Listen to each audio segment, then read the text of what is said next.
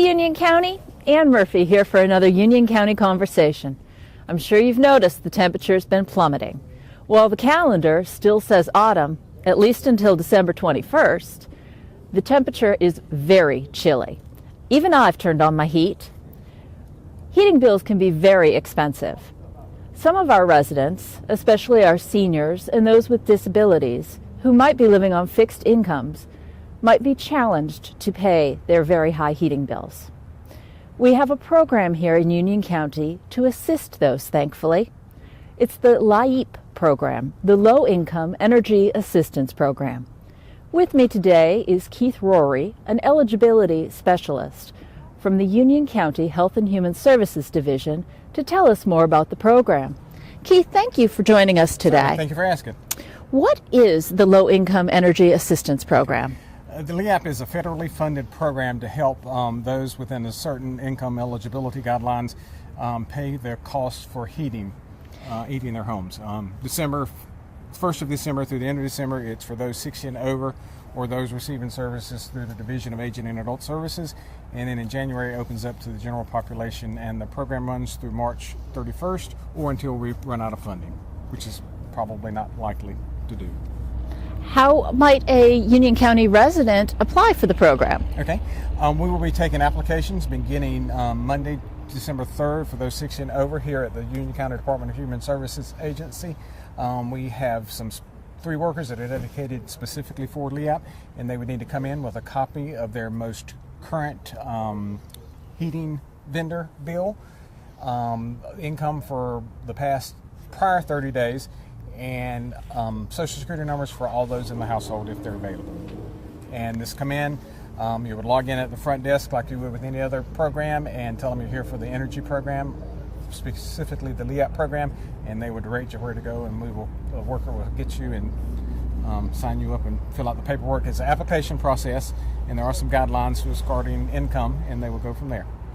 So if a resident of Union County comes to discuss this program and they've converted their bills to be in their children's name for security purposes, for health purposes, would they still be eligible for the program? Potentially they could. If someone comes in and the heating vendor or heating bill is not in their name, what we would ask, or the name of a household member, what we would ask them to do is get what we call a bill responsibility form completed. It shows that the applicant is the one responsible for the bill, even though the bill may be in someone else's name, a child's name, or a landlord's name, or a neighbor up the street. But it just shows that the person who's applying is the one responsible for paying the bill.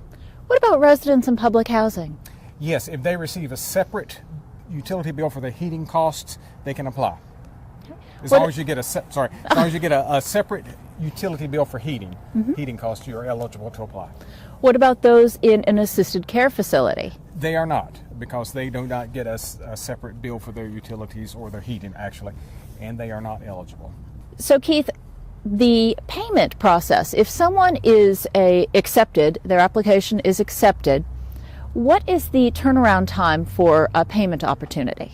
Usually, LIEP is not an emergency or crisis situation. It takes a little bit longer, and it can take anywhere from 4 to 6 weeks before the vendor actually, or the utility provider actually receives their payment. So that can be anywhere from 4 to possibly 6 weeks, but we try to keep it to 4, but it can take up to 6 weeks. What you said is very important there. The payment goes directly to the utility or the vendor. Right. Excellent, excellent. So it can even pre-credit someone's account. Absolutely. We do have some of those who come in and their bill's not that much, and so sometimes they get a credit for a month or two because they have that much left on the payment. And with the way this winter's going, they're going to need that. Yes, that's true. So what else do we need to know about the Low Income Energy Program? Okay. One thing that I think is important to mention is that if a person is disabled or can't get in person on themselves, we can mail them out an application. We can't process it or key it until we actually receive the signed information back, a copy of the current utility or heating vendor bill, social security number for the folks in the household, and all income. Again, if they're already in our system or already receiving some type of benefit from through DHS, we can possibly verify that without them having to provide it, but we do need that. But we can mail them out an application and get it back.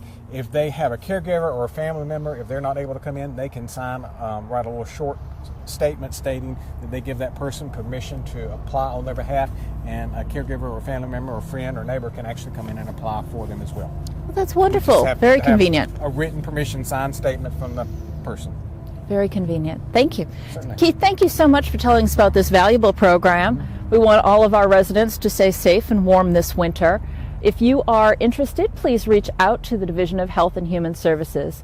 Likewise, if you have a friend or neighbor who you think might be eligible for this program, please make them aware and let them know how to reach out to Health and Human Services for this assistance that they could use.